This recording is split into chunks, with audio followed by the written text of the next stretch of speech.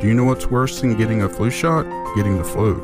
Getting vaccinated is the best way to prevent this very serious illness from causing you and your family any harm this flu season. Help us fight back against the flu this year and make an appointment today. Give us a call at 270-365-1225 and let us get you on a path to a healthier you.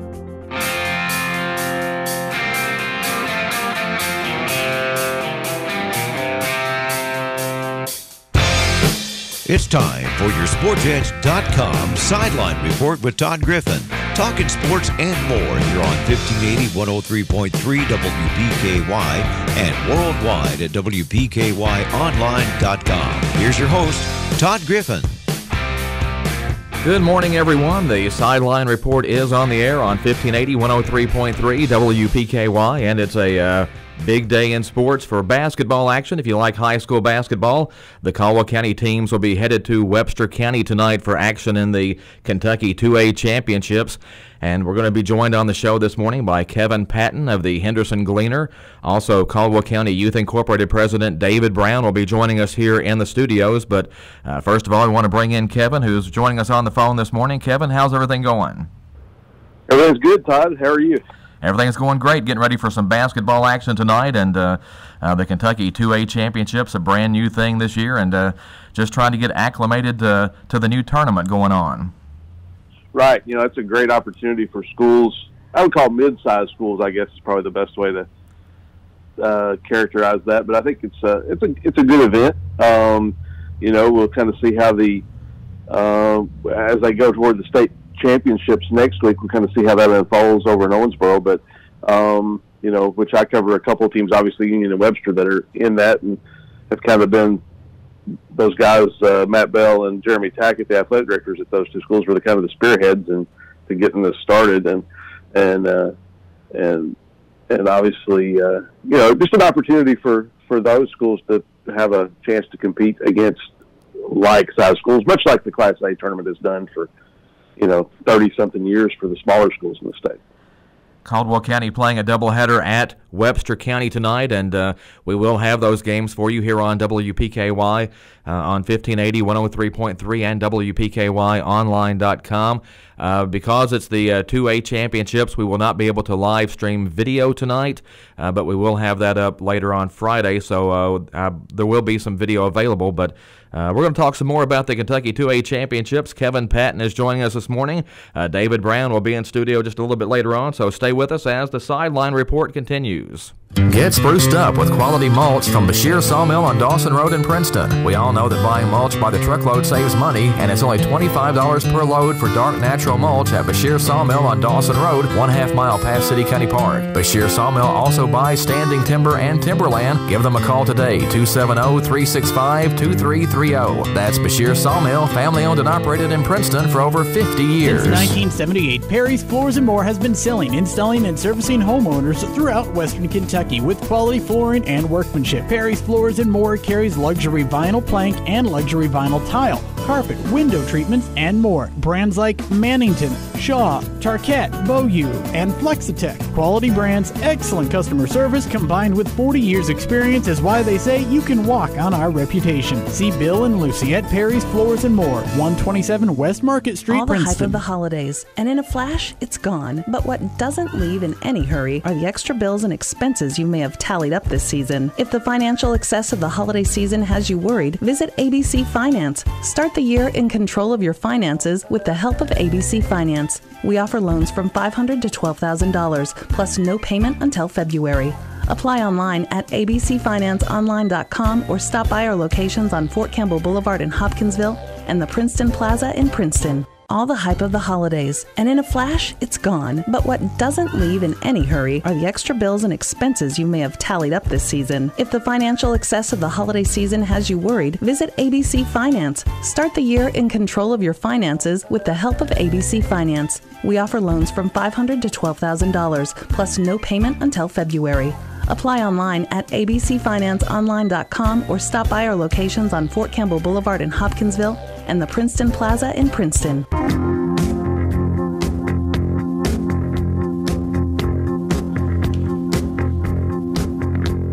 Some hot chocolate is good on a cold Thursday morning. Yes. David Brown has joined us in the studios. Good morning, David. How's it going? Good morning. Thank you for having me. Looking forward to this one for sure. Got Kevin Patton on the line, and we've been talking about the Kentucky 2A championships, and Kevin, Webster County's team's looking pretty good this season, especially the girls' team, 16-2 coming into the game tonight. Yeah, Todd, they're a strong team, obviously defending region champions with a lot of experience back from last year, and shoot the three really well, very aggressive on defense, and they're I really felt like coming into the season they were the favorites to repeat as region champions, and they so far have held up their end on that, and obviously they're going to be one of the favorites to win this 2A state championship next week if all goes well for them. For Caldwell County's girls, they've struggled a little bit the last two times out. A disappointing 1-point loss over at Hopkins County Central over the weekend in a game that Lady Tigers seemed to have in hand at one point. It kind of got away from them. And then a tough loss to a good Madisonville team over there on Tuesday night. So Caldwell County's girls trying to regroup a little bit and get things straightened out. But that's going to be a tough test against this Webster County team that, like you mentioned, they've been good for a couple of years now.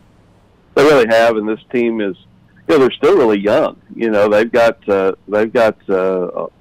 lot of youngsters still. Play a lot of sophomores, freshmen, and they only have one senior on the roster, who's Carly Keeney, who is their leading scorer and their top 3-point shooter, and obviously great softball pitcher going to play at Liberty University play softball. But good team, good program. You go back the history of Webster County girls basketball. They've been strong, as long as I can remember, and I think they've just managed to build on that tradition, and they're going to be hard to handle. For all the teams in the region. They played Henderson here in Henderson Tuesday night, and a close game. The Webster pulled away in the last 5 minutes to win by 9, got some key play off the bench from Sadie Worth at point guard, who come in and really was big down the fourth quarter, and they just played smart. Just an experienced team, even though they're young. They all had experience in the postseason last year. It's going to make them it's going to make them tough for anybody to beat in this 2A tournament statewide, because they have state, Sweet 16 experience. They pretty much all played last year, and they're playing with a lot of confidence right now.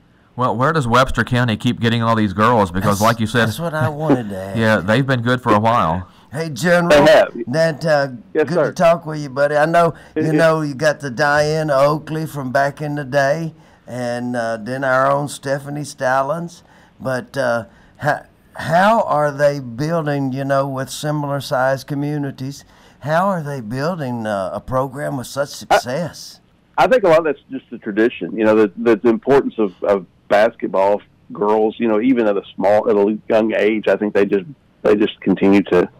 Put a lot of effort into that, and they know. I think it helps too that they have a program like Henderson to compete against. Henderson County's program has been strong kind of the same way, strong for years, and because they're in the same district, they have to raise their level of competition to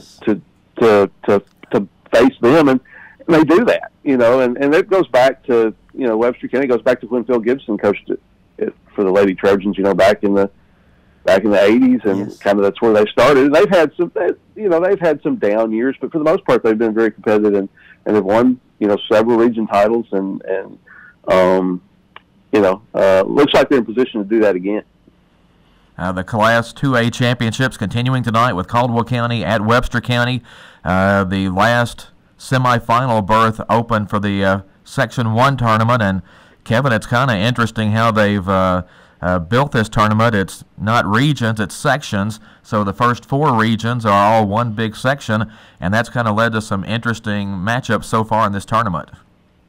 Yeah, you go because your early matchups have been out of region, like you had Callaway and Union playing, and and then you got some that are in region. So it's kind of been unique. In that but because some of the regions, like the third region, doesn't have any teams participating. Some schools opted not to participate, and I kind of I kind of understand that. I think someone probably wanted to wait and see how it goes.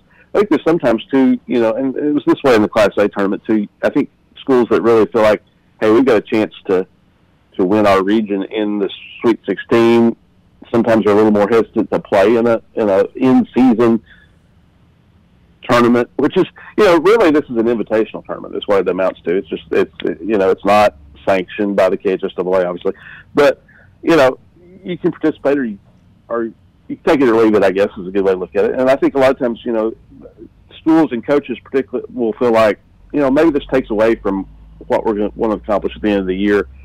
It's a distraction. I've heard coaches say that at times. And so, there's two schools of thought. I think, too, it's also a good experience it's a good chance to get postseason experience during the regular season and play in a tournament-type atmosphere. So it helps prepare you for the region tournament and maybe a state tournament if you have a team that can advance that far. So two schools of thought on that, I guess. It's a lot like the All-A Classic has been for years.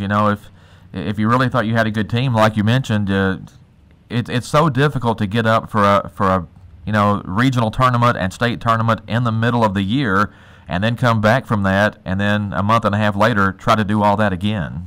It is difficult to do that. So we'll see. I know that's one of Webster County's concerns, and Coach Brandon Fisher and I talked about that before the season started, that, obviously they feel like they have a good chance of going deep in this tournament. And then in the Sweet 16 as well. So how do you put all your energy into winning this and then come back and just almost immediately turn around and start focusing on your district play and postseason, tournaments and stuff like that. So it can be a challenge, but teams have done it, so it can be done. I personally love it. I think that the state of Kentucky is screaming. It's so difficult when you start thinking about a Webster County or a Caldwell County playing against a Scott County or even Henderson County has always been a mountain of a competition for a community our size. So I truly love it. I have seen we have seen in baseball with the All-A some difficulties that you brought up about, rising to the occasion and then trying to finish a regular season and then trying to gear up to compete at a sanctioned state tournament. I, for one, think the better the competition, the higher you rise. And so it ought to be great. It ought to be great. I'm looking forward to it tonight. Again, Caldwell County at Webster. Go ahead, Kevin. I would agree with just what you said there at the end. That I think you play, the better competition you play, it's going to benefit you, and you're going to learn, the teams are going to learn from this experience regardless of, the outcome, and it's going to benefit them, when they get into postseason play. I'll admit the only downside that I see to the All-A Classic and the Kentucky 2A Championships is the havoc on the schedules once teams start advancing, because you have that limitation of games, and once you play so many games, whether it's an All-A Classic or Kentucky 2A Championships or any tournament for that matter, you have to start moving games somewhere along the way or canceling games, and then that sometimes hurts other teams who aren't even involved in the All-A Classic or the Kentucky 2A Championships. That's true, and that is, and it could at that point, the other teams who aren't, who aren't involved, have a hard time finding games to replace those that maybe they have to be canceled because the team that goes to a state tournament is over their limit of the game. So that is a disadvantage. It could make you wary of scheduling those teams in the future. You're just like, well, if we think they're gonna make it to that state tournament, let's just don't play them at all. So it could be a concern that way too. And speaking of schedule, we hope the weather doesn't really impact this weekend's schedule, because the semifinals and finals are this weekend for the Section 1 tournament and the Kentucky 2A Championships. Those will be played at Hopkins County Central. On the boys' side, again, just one spot left. Callaway County is going to play Glasgow in a semifinal. Allen County Scottsville is already in, and the Caldwell-Webster boys winner will take on them. It's pretty much the same on the girls' side, with Callaway and Glasgow in a semifinal, and then Allen County Scottsville waiting on the Caldwell-Webster winner there. And the state tournament is January 18th through the 20th in Owensboro, so hopefully the weather won't impact things too much tonight or this weekend. Yeah, I hope so. You want to get these games in, and then if the weather impacts it, there's not a lot of wiggle room there to be making up games. So that could be a bad situation if we don't get these games in this weekend. Yeah, the sectional tournament's just right there, about a week ahead of the state tournament, and kind of interesting the way they did the first round though, because it's been a long time since Caldwell played those first-round games against Paducah-Tillman. I think that was December 13th at the Cab Gym, and that was a big night for Caldwell County's teams with a couple of wins over Paducah-Tillman just to get to this round. And then Webster County got a bye, so it's kind of their first action tonight. But the Tigers and Trojans played. The Tigers, I think 74-65 was the final score when Caldwell County beat Webster County over here earlier this season. But Kevin, probably a different look this time around. Webster County playing at home, that'll be a big deal. And the Tigers now trying to bounce back after a loss over at Madisonville the other night. Yeah, I think, obviously playing at home is an advantage to Webster. I have not had a chance to see Caldwell County's team, just kind of following by scores and from seeing them last year. I think a real good chance to make a good run in this tournament. Probably, their stock has gone up quite a bit since a couple of losses early in the season, and I think is maybe one of the dark horses in the second region overall. Obviously, tough loss with Madisonville. But Madisonville is a very good team. They're right on the heels of University Heights. And I wouldn't be shocked if they might walk away with the second region title this year. Just a strong team, a lot of talent. You got two guys that already have D1 offers in Casey and White. Picked up offers from U of E, the University of Evansville last week. So nothing to be ashamed about losing to Madisonville. They're gonna probably handle most of the teams in this region this year anyway. So it's a big game obviously tonight for Caldwell County. They beat Webster once, and I feel like they're the favorite probably going in tonight. Webster's been a little up and down. They've had some good wins, but they've had some losses that you kind of feel like maybe they shouldn't have lost. You look at they lost both their district games. They're coming off back-to-back district losses to Union and Henderson. Close loss at home to Union, which I'm sure is one that they'd like to have back. Had lost overtime, lost to Lyon County early in the season. So, but then had some good solid wins too. They got 3 or 4 really good players. They just need to get them all going at the same time. That was the problem they had the other night with Henderson. They never could get two guys kind of clicking at the same time. It was always Hunter McNaughton had a good first half. Tyler Camplin had a good second half. Malachi Douglas is really their leading scorer, just really never got going, and they just could never get clicking Tuesday night. If they do that, if they kind of get all 3 of those guys working together, then they can have a pretty good team. Well, you can always count on them to be solid. They're well coached, and they've been in all those close games, so they've always got a chance, and that's kind of what I look for tonight, another really close game between the two teams. I would think so. You talk about being well coached. I don't know if there's any coach in the second region that's more highly regarded than John Newton. He always seems to have a strong team. They're always going to be competitive. They're always going to win about 18, 20 games, and it doesn't seem to matter what they lose or what they have coming back. Just always just very competitive, and they're going to be a factor as the season goes along. We were talking after the game Tuesday night at Henderson how competitive the 6th district is this year with Union and Henderson Webster. None of the 3 I would say are not particularly strong. They're all solid. They're all good teams. Webster's 0-2 in the district right now. Could finish. I mean, I could see a team finishing 0-4, which would be them, and still winning the district championship because there's just not much difference between the 3. So it's going to be a fun race up here this season as the rest of the season plays out. Well, the second region as a whole looks a whole lot like that this year. Certainly University Heights Academy and Madisonville North Hopkins, to me at least, appear to be a little bit ahead of everybody else. But when you start looking across the region as a whole, I think there are some very solid basketball teams out there. I would agree. I would think those two, I think, are clearly better than everybody else. Hopkinsville probably right behind them. And then after that, it's about 6 or 7 that's kind of in a mix, but there's not a whole lot of difference. I think they could beat each other on a given night. Henderson and Christian, Caldwell, probably the next 3. I think those 3 are kind of like in that mix, and then Webster, Union, Lyon County in that next group. And I think any of those, on a given night, probably capable of beating anybody. Obviously, I see Henderson more than anybody, and a little very young team. Have just a couple seniors and play 12 or 13 guys, very very deep. There's not a lot of difference between them.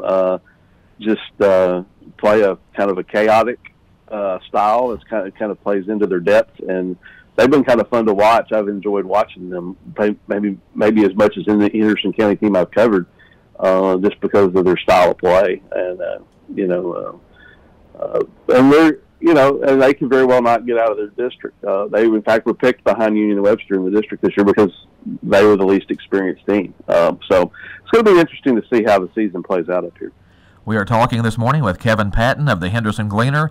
David Brown, Caldwell County Youth Incorporated president, also in the studio this morning with us. So a busy show. And Kevin, we've been talking earlier about the Kentucky 2A championships, and getting back to that just a little bit. In this sectional tournament, this thing's set up a little bit different than what we're accustomed to from the year-end tournaments. The sectional is almost more like a district tournament because the champion and runner-up will get to go to the state tournament. So that's something all these teams are still chasing in this Kentucky 2A championships. Yeah, it's, I guess it benefits a section that maybe is a little stronger, where you could have a team that maybe has a chance to contend for a state title, but maybe there's 2 of those in the section, so it might benefit one of those. It also gets 8 teams to the state tournament, which is probably something the organizers are wanting to look for. It takes up a few more hotel rooms for Owensboro and things like that. It's but it is a little different in that regard. That's different than what we normally see. What we're used to in the postseason, where only one team advances out of the region to the state tournament. But and I'm sure the organizers of this tournament are just kind of trying to see what works for them. I think eventually maybe they would like to get to the point where you had 16 team state tournament, one from each region, the same format the Class A uses, and obviously the KHSAA. So, but it's a building process for them. Obviously, see what works and see what doesn't, or see what they can improve on. So, I'm looking forward to it. I think it should be. I think it's a good event, and it should be a good state tournament next week. The Sports Center is a good venue, especially for starting out. A lot of history in that place. It's a great place to watch a basketball game. So I like it that it's close for me. Oh, yeah. A little 30-minute drive. It's kind of nice. I just wondered if it was an attempt to sort of open the eyes of Julian and some of the guys in Frankfort to maybe divide. I don't know that Kentucky could ever go to sectionals or classes for our basketball, and the Sweet 16 is such an incredible event. I don't even know that I would want them to, but I've often wondered if class, single A, double A, and triple A couldn't have their own tournament and then take the big boys and let them have theirs, if that wouldn't work and make things a little more level as far as the competition goes, based on the size of the schools. Do you see that maybe their intention? I think so. I think that's behind this, is to kind of at least create a discussion that, and hey, this is the way schools want to go. I have mixed feelings on this. I love the Sweet 16. I love it. Yeah. It's one of my favorite events. Yeah. I love going. I love the history of it. And I think it's cool. I think it's great that we have one state champion.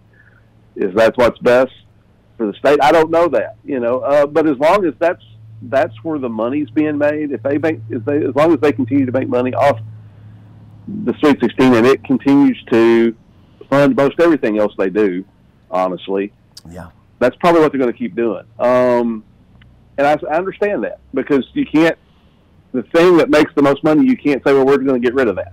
I get that. That's a danger in doing that. Now, does that mean something different wouldn't make as much money? I don't know. I mean, you're obviously going to have, it depends on the format. If you did, what I would like, if there was going to be class basketball and class baseball, which are and softball, which are probably the big sports that you think of that are not classified now, I would prefer to see all the classes be the same across the board in every sport. But if you're yes, a 2A school, you're a 2A school in every sport. Whether and obviously 6 classes is not the answer to that. I don't think you want 6 classes in basketball and other sports like we do in football. I was wondering how in the world did Callaway get in this. Keep going. I'm sorry. That's all right, David. It's I don't know. I don't know what the answer to that is. That if what's the best way to do that? That's just my opinion. I just think I would like to. Honestly, I think if you're going to classify, either 3 or 4 classes is probably what you want. I think when you get to 6 or 5, it's just so many schools. So many different classes. There's so much going on. People don't.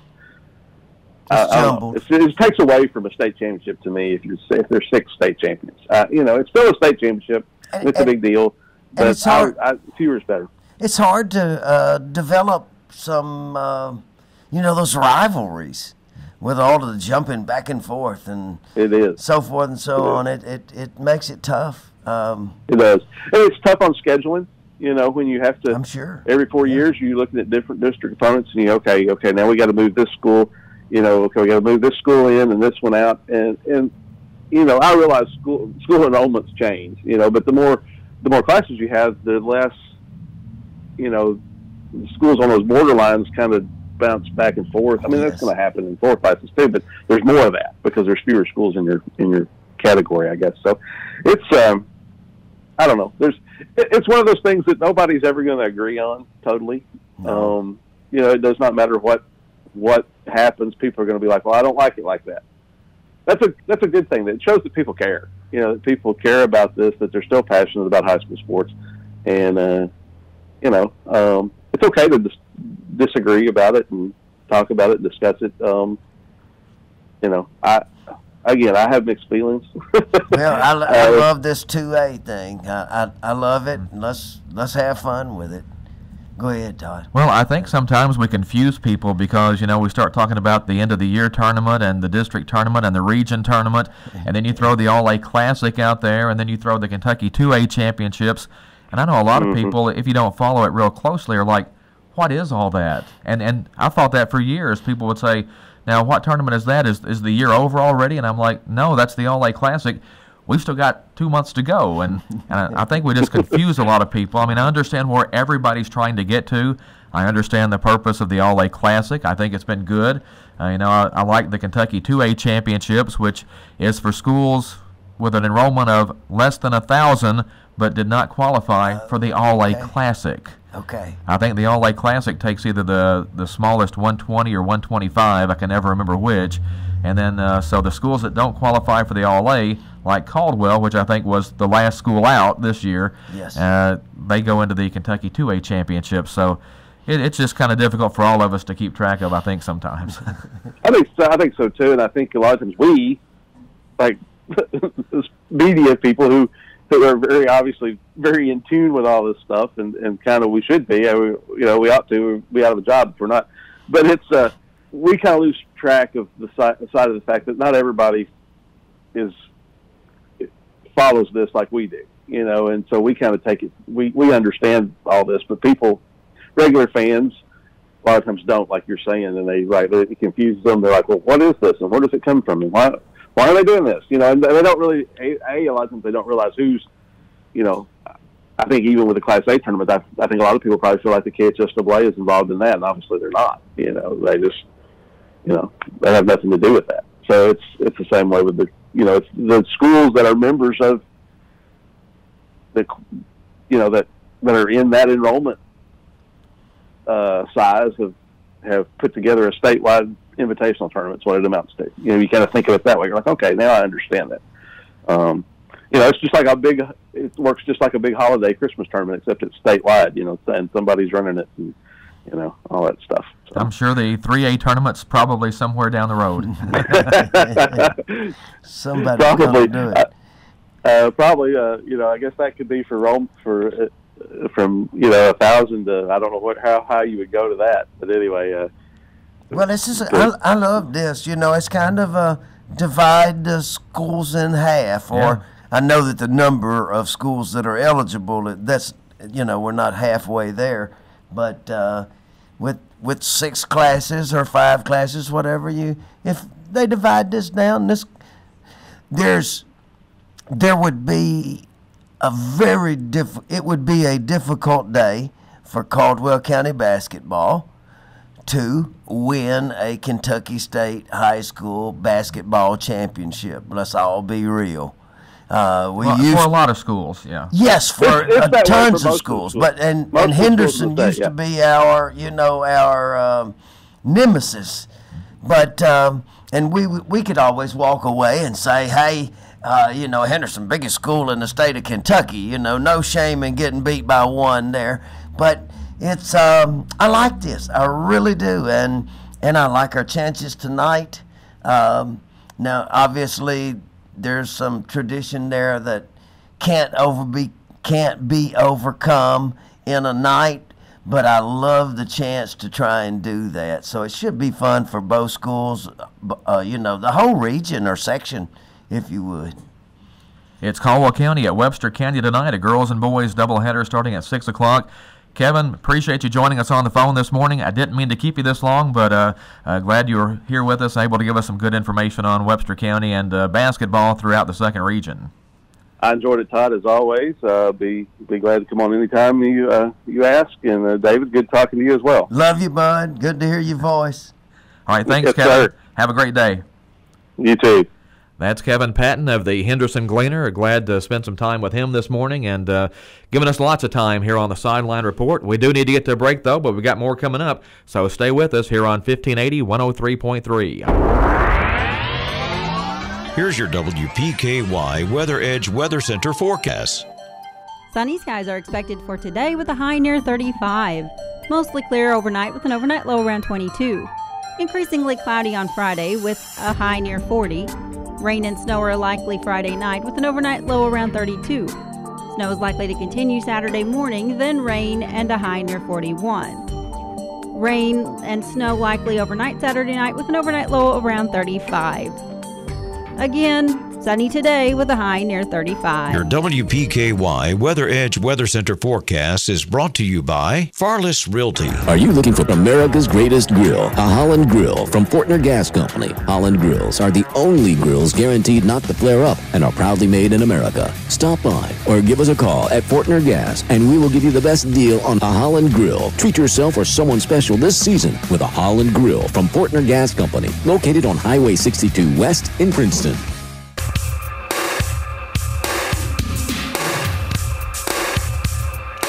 The Sideline Report continues on 1580 103.3 WPKY. Want to tell you about Dave's Deal of the Week at U-Ride in Princeton. This week it's a 2005 Dodge Ram 4x4 pickup. It's red, 4-door, just $11,000.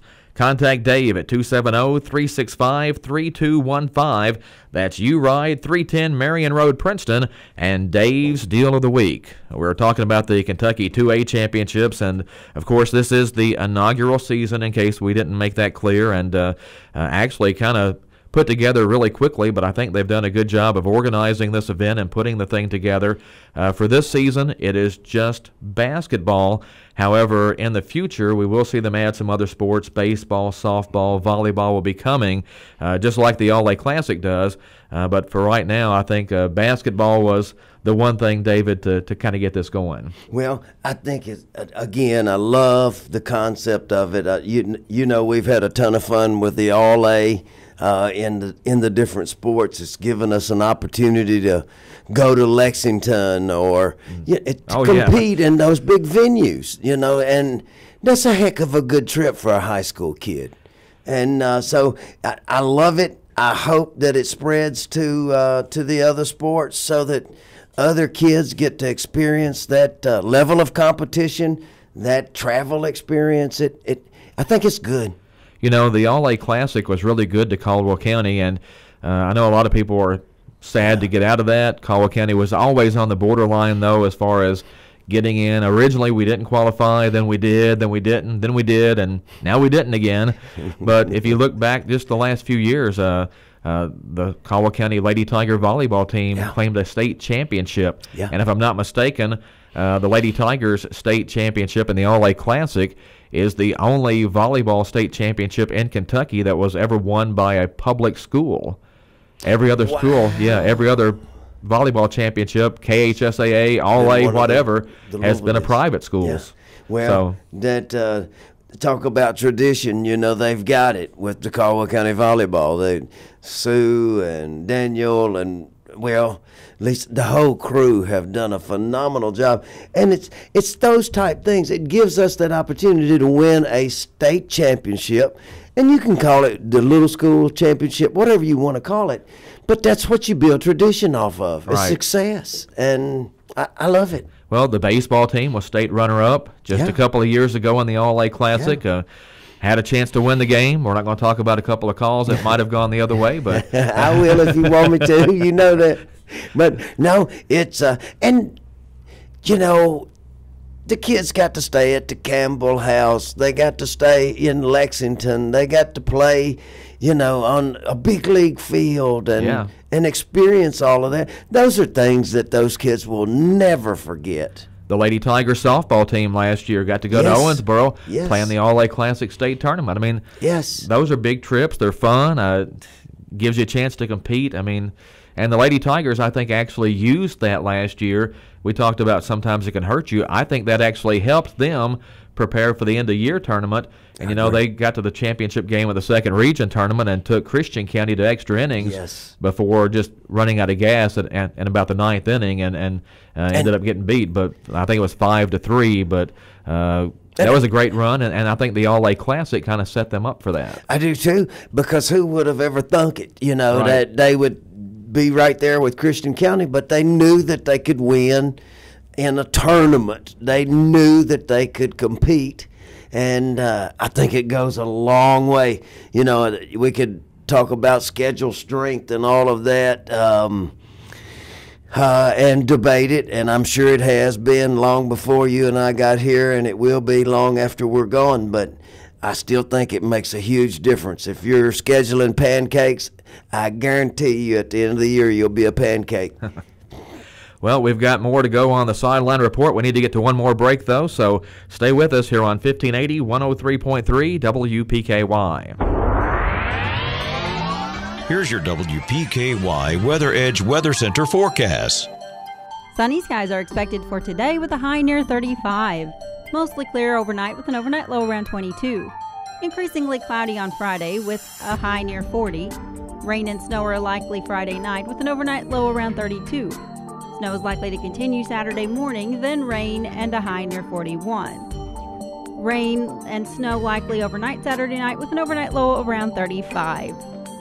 Again, sunny today with a high near 35. Your WPKY Weather Edge Weather Center forecast is brought to you by Rogers Pet Grooming. Hi, Caldwell County. I'm Allie Coleman with First Southern National Bank, and I'm ready to service your next loan. Whether you're wanting to build your first home, buy an investment property, or add square footage for your growing family, we can tailor a solution just for you. Stop by my office at 101 West Washington Street in Princeton, or give me a call at 270-365-3545 to apply today. First Southern National Bank, Equal Housing Lender, Federal Registry 409424, NMLS 1002990. A taste of the Orient and authentic Chinese food awaits you at the Great Wall Chinese Restaurant in Princeton. Enjoy the lunch buffet Monday through Saturday, 11 to 3:30, and the dinner buffet from 3:30 to 9. Friday and Saturday night, enjoy the seafood buffet featuring onion shrimp and frog legs. Be sure to ask for your coupon card. Buy 9 buffets and get 1 free. Dine in or carry out at the Great Wall. Open daily 11 a.m. to 9 p.m. Located in the Princeton Plaza off Highway 62, West Princeton.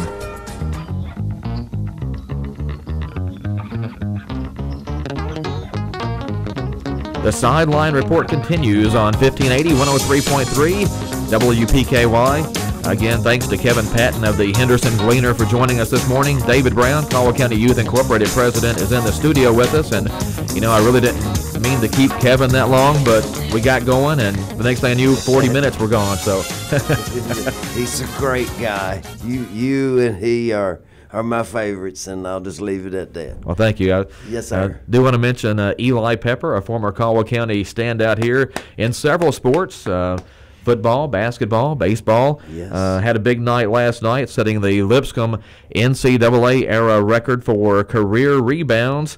And, man, a monster night for Eli last night, 20 points. Boards and Lipscomb's 81-66 win over North Florida. The 20 points, just 2 off his career high. It's a second straight double-double. Yes. And again, the big thing there is setting the career rebounding mark. And Eli has started, I think, just about every game. He battled injury there at the start of one season, but other than that, he's been a starter since the time he got to Lipscomb. What a great kid to build a legacy off of. For, you know, talk about our basketball program, that it runs through him and some other greats. The kid has done a great job, and congratulations to him. And there's more to play. He's going to separate himself in a big way. Well, it was great last night after he broke the record. The comment he made was, you know, records are nice, but our goal is to have a better season than we had last year. Ooh. And, of course, they won the ASUN championship last year. Yes. Got to play North Carolina in the NCAA tournament. And the one thing that always sticks out to me when Eli signed with Lipscomb, you know, and I asked him why Lipscomb and not somebody else, and he said, well, because I want to play in the NCAA tournament. Yes. And at the time, I'm like, well, maybe there were some better options. But, you know, dang if you didn't go and get her done. And yeah. I think they have another chance this year to go right back. Oh, obviously they do. And if he continues to be this double-double machine, I don't know that anybody in the conference can stop them from doing that. The last 2 games, Eli is 6 out of 9 from three-point range. No way. Yeah. I didn't read that stat. I looked at his stats, but I did not look at that. Wow. He's averaging 7.8 points a game, 7 rebounds a game. That's tops on the team, and 7th in the Atlantic Sun. For his career, now 851 rebounds. The old mark at Lipscomb, since they joined the NCAA, which was around 2001, was 840. And Eli has 776 career points at Lipscomb. So he's going to start moving on up the list. I think he's got a chance to get over 1,000 rebounds. I don't know if he can get to 1,000 points or not. It's going to be close. The way that he's shooting it, maybe he needs to step out beyond the arc and start. Yeah, I'm with you. I remember when Jefferson Harrelson hit the 1,000-point mark, and I was fortunate enough to be there and see that. And they reminded me a lot of their style in high school. But Eli has certainly lifted himself, and, well, he's in the record books. What can you say? And that's a great basketball program. Well, and here's the thing with Lipscomb. It's been kind of an interesting few days or a few weeks because Eli has been chasing the career rebounding record. Yeah. Garrison Matthews now, his teammate, is 17 points shy of becoming Lipscomb's career scoring leader in the NCAA. Yeah. Adnan Hodzik holds both of those records, or did before Eli got there. He had the 840 rebounds, has 2,002 career points. So, you know, good times if you're a Lipscomb fan. And a lot of people in Caldwell County have become Bison's fans the last few years. I am. Yeah. I am. There's no doubt about it. And I love what they're doing. I love their style of basketball. Well, I just look forward to them having more success. And congratulations to Eli. Lipscomb plays again Saturday against Stetson, and you know the ASUN has some interesting nicknames. Stetson is the Hatters.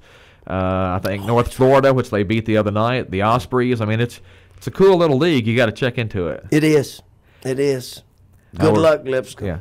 Talking to David Brown, the Caldwell County Youth Incorporated president, and of course Youth Incorporated had its monthly meeting last night, and David wanted you to come in and just kind of give us an update on where things stand with Youth Incorporated right now. Well, Todd, thanks again for just letting me be a part of it, and thanks to all the board members that are a part of Youth Incorporated, the volunteers and the coaches, and so forth and so on.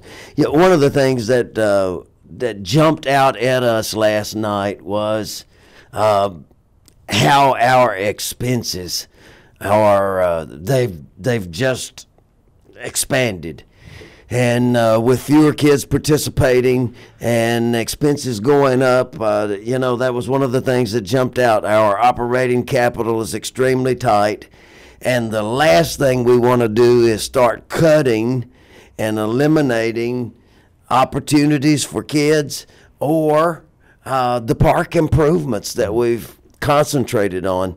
So I'm certain of the fact that we'll continue to make improvements at the park. It may take more volunteers. It may take more volunteer hours. I'm certain of the fact that our kids are going to get the best of what we have.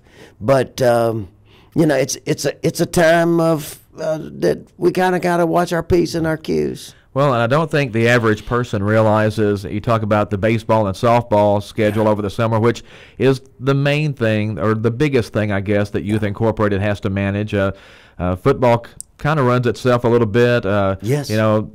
Chris Ennis and everybody who in charge of that does a great job there. They do. Basketball, you don't quite have the numbers you have in some of the other sports. Volleyball is under the Youth Incorporated umbrella too, but it's the summer baseball and softball leagues that end up taking, a lot of money just to get through the summer. Yeah, us having to handle facilities. We're fortunate that the school system lets us use their facilities, but it's anytime that you got to take care of property, facilities, grounds, then you're going to add additional costs to a program.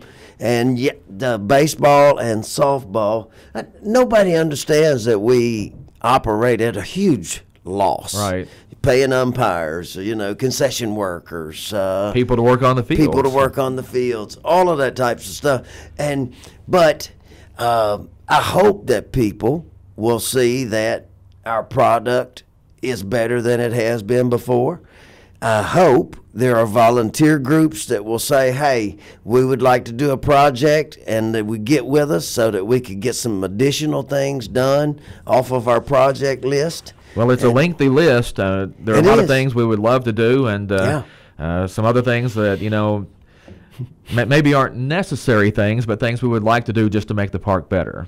Well, I'm looking forward to getting a few of them done. And it's going to be eating an elephant. It's going to be one of those things that as money's made available, hey, we can do this one. And so please support your local Youth Incorporated parks. Encourage kids to play. It's a great experience.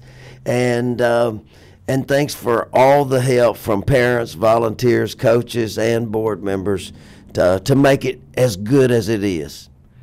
Well, like I said, still a long way to go to where we want to be. Yes. But we've come a long way, too, as part, I'm on the baseball, softball committee, and we've tried to make things as good as we can at the ballpark, and I think we've made a lot of improvements. Like I said, it's always an effort to try to keep getting better and better, and that's what we're working toward. And you guys had agreed to resurface one of the fields out there, and weather didn't necessarily coincide. We're hoping that maybe we can get that done before the beginning of the season. And anytime that you're outside, weather's going to dictate kind of what you do and how you do it. But if we can continue to improve our field surfaces every year, if we can give a better product at the concession stand, if we can make things look better and have people have a better experience, if we can train our coaches, then I think